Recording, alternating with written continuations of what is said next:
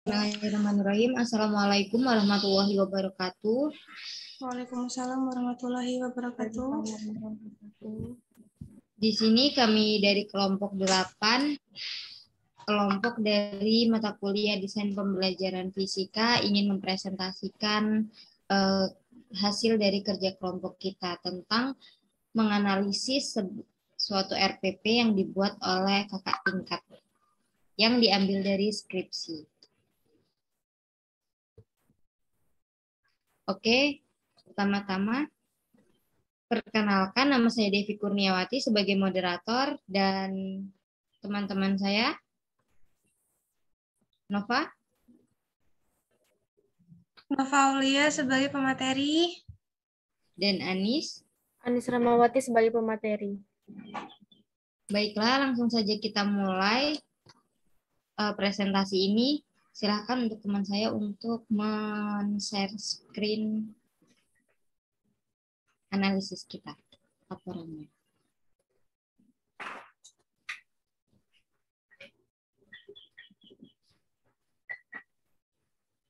Laporan hasil analisis rencana pelaksanaan pembelajaran atau RPP. Next. Rumusan masalah dari laporan analisis ini mencangkup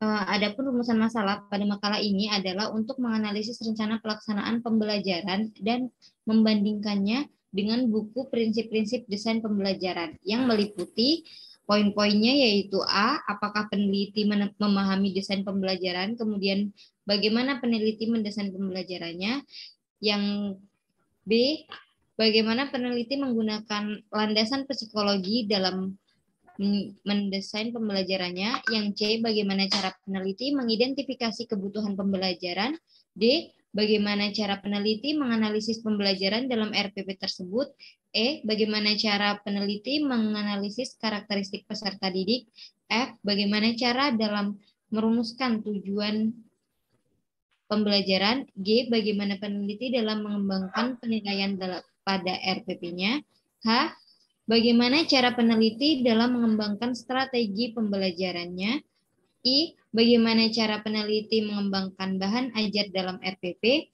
J, bagaimana peneliti mengevaluasi pembelajarannya dalam RPP. Kemudian di bab 2 terdapat tinjauan pustaka yang berisikan tentang RPP yang sudah dibuat oleh kakak tingkat. Nah, di sini rencana pelaksanaan pembelajaran atau RPP ini diambil dari skripsi Dina Haryanti dengan NPM 1511090186. Prodi Pendidikan Fisika dengan judul Pengaruh Pembelajaran Integratif Learning atau IL dan Predict Discussion Explain dan Observe Discuss Explain atau PDEODE terhadap pemahaman konsep. Oke, selanjutnya singkat waktu kita langsung saja membahas bab 3 yaitu analisis pembelajaran dalam RPP tersebut. Poin pertama yaitu desain pembelajaran yang akan dibacakan oleh teman saya Nova Aulia Ulfaiza. Padanya dipersilakan.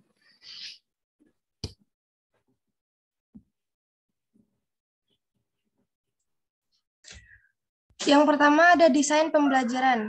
Dalam hal ini peneliti sudah sangat memahami tentang apa itu desain pembelajaran. Seperti yang kita tahu bahwa desain pembelajaran adalah prosedur yang terorganisir yang meliputi langkah-langkah penganalisisan, perancangan, pengembangan, pengaplikasian, dan penilaian pembelajaran. Dalam hal ini, peneliti melakukan pembelajaran dengan metode atau model pembelajaran integrative learning dan juga PDE-ODE. Kemudian, yang kedua ada landasan psikologi desain pembelajaran. Dalam hal ini, peneliti sudah menerapkan landasan psikologi dalam pembelajarannya.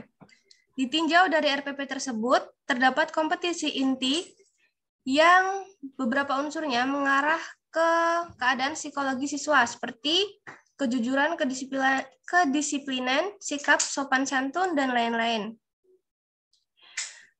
Dan beberapa unsur tersebut sudah mencakup dalam model pembelajaran integrative learning yang mengacu pada peran aktif siswa. Kemudian yang ketiga ada mengidentifikasi kebutuhan pembelajaran. Berdasarkan kesimpulan skripsi yang telah kami baca, integrative learning dan juga PDE-ODE berpengaruh pada pembelajaran siswa, di mana dalam hal ini siswa mampu menghasilkan gagasan dan juga argumen-argumen serta mampu menjelaskannya karena kedua model pembelajaran ini menuntut siswa untuk aktif dalam kelas. Yang keempat, ada menganalisis pembelajaran. Dalam RPP tersebut, cukup lengkap ya unsurnya, ada kompetensi inti, kemudian kompetensi dasar, indikator pencapaian, tujuan pembelajaran, model dan metode pembelajaran, serta komponen lainnya. Kompetensi inti yang dipakai adalah 1, 2, 3, dan 4. Kemudian kompetensi dasarnya yang digunakan ada di KD 3 dan 4, lebih tepatnya yaitu 3.2 dan KD 4.2. Selanjutnya akan disampaikan oleh teman kami, Saudari Devi Kurnia.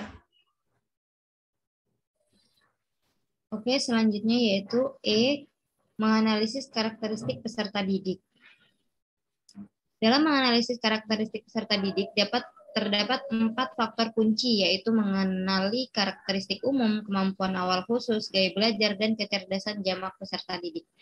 Dalam rencana pelaksanaan pembelajaran atau RPP, peneliti tidak menulis secara langsung tentang bagaimana cara peneliti menganalisis karakteristik peserta didik.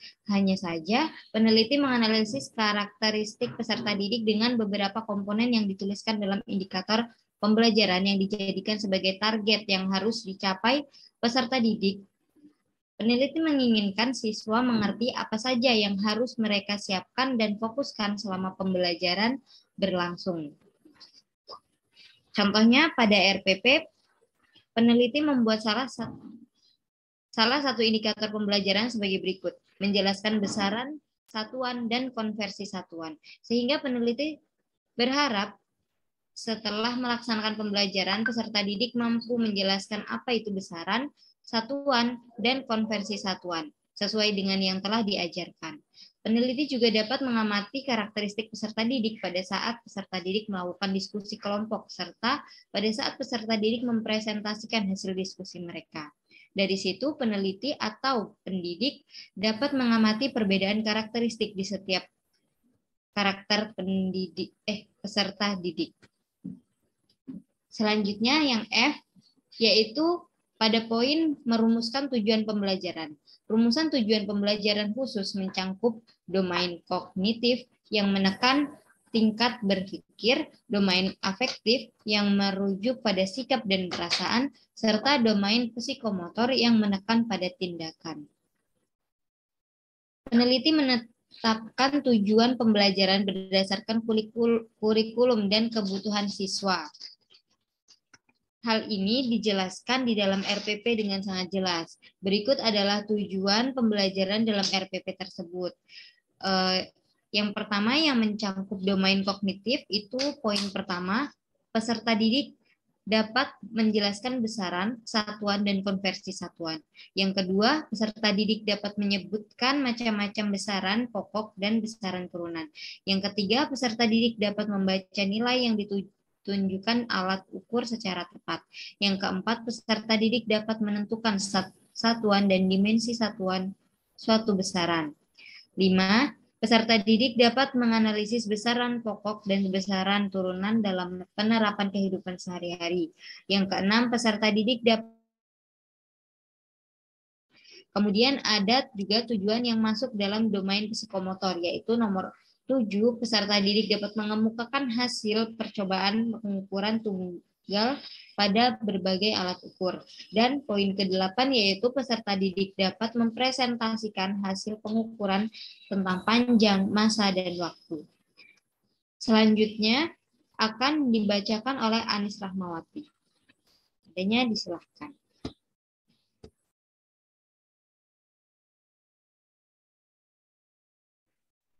Mikrofonnya Anis. Kemudian ada mengembangkan instrumen penilaian.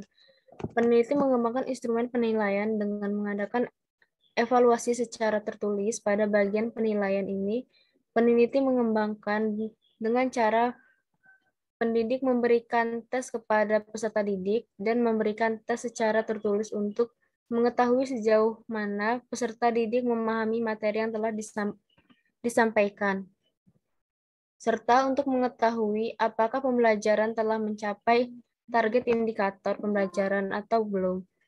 Pada bagian penilaian, pada bagian penilaian ini, peneliti memfokuskan pada konsep pemahaman peserta didik. Kemudian ada mengembangkan strategi pembelajaran. Bagaimana cara peneliti dalam mengembangkan strategi pembelajaran? Dalam mengembangkan strategi pembelajaran terdapat beberapa komponen, yaitu pendekatan, metode, teknik, dan strategi pembelajaran. Strategi pembelajaran yang dijelaskan oleh peneliti dalam RPP sebagai berikut. 1. Pada bagian ini, peneliti menggunakan pendekatan dalam pembelajaran dengan cara melakukan aktivitas-aktivitas seperti memberikan salam kepada peserta didik, mempersilahkan peserta didik untuk berdoa, memberikan motivasi sebelum memulai pembelajaran guna untuk menarik perhatian peserta didik. 2. Metode yang digunakan peneliti dalam RPP tersebut yaitu metode pembelajaran dengan cara diskusi, ceramah, tanya jawab, dan eksperimen. Ketiga, pendidik membentuk peserta didik menjadi beberapa kelompok, kemudian membimbingnya untuk mengamati dan mendiskusikan slide gambar materi yang telah ditunjukkan. Pendidik menggunakan media dan alat belajar seperti LCD, proyektor, dan buku. Alat dan bahan yang digunakan yaitu laptop dan infokus, penggaris, spidol, papan tulis, lingkungan setempat. Keempat, pendidik kemudian melakukan penilaian dengan memberikan tugas dan tes tertulis kepada peserta didik dengan menggunakan lembar kerja peserta didik atau LKDP sebagai lembar jawaban peserta didik yang akan dinilai. Selanjutnya ada mengembangkan bahan pembelajaran. Dalam RPP tersebut, peneliti sudah mengembangkan bahan pembelajaran dengan menggunakan berbagai media seperti lembar kerja peserta didik atau LKDP. Lalu ada LCD, proyektor. Yang ketiga ada buku, serta dibantu dengan alat penunjang yang lain seperti laptop dan berbagai alat tulis lainnya. Dengan penggunaan media pembelajaran yang beragam, maka akan meningkatkan atensi atau perhatian siswa terhadap guru, serta materi yang dijelaskan. Dalam hal ini, peneliti sudah cukup mengikuti perkembangan teknologi dengan tidak hanya menggunakan media buku, tetapi juga menggunakan LCD, proyektor, dan laptop. Selanjutnya ada mengevaluasi pembelajaran. Evaluasi pembelajaran adalah proses penilaian, pengukuran, dan penentuan layaknya terhadap suatu produk atau sistem pembelajaran berdasarkan kriteria yang diterapkan. Peneliti mengevaluasi pembelajaran dengan cara memberikan tes tertulis kepada peserta didik. Aspek penelitian yang digunakan yaitu pemahaman konsep. Pada evaluasi pembelajaran ini, peneliti menggunakan instrumen Fortier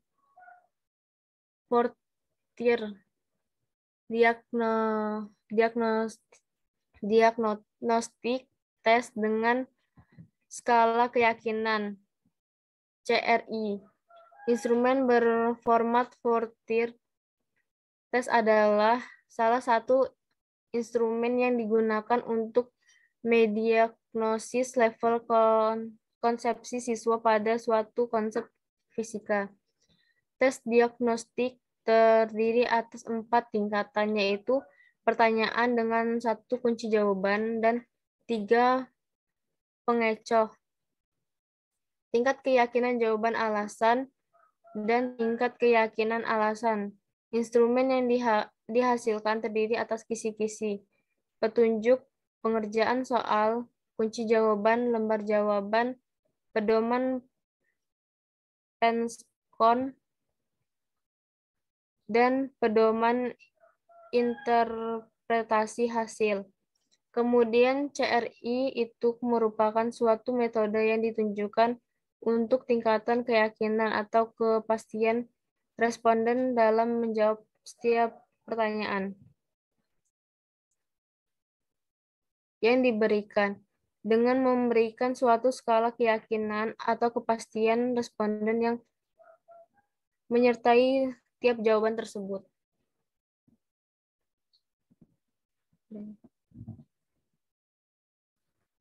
Baiklah, itu saja yang dapat kami presentasikan dari hasil laporan analisis RPP yang telah kami diskusikan. Kita akan tutup presentasi ini, tapi sebelumnya saya memohon maaf jika ada salah-salah kata dan kepada Allah saya mohon ampun. Saya akhiri, wabillahi taufiq wal hidayah. Wassalamualaikum warahmatullahi wabarakatuh.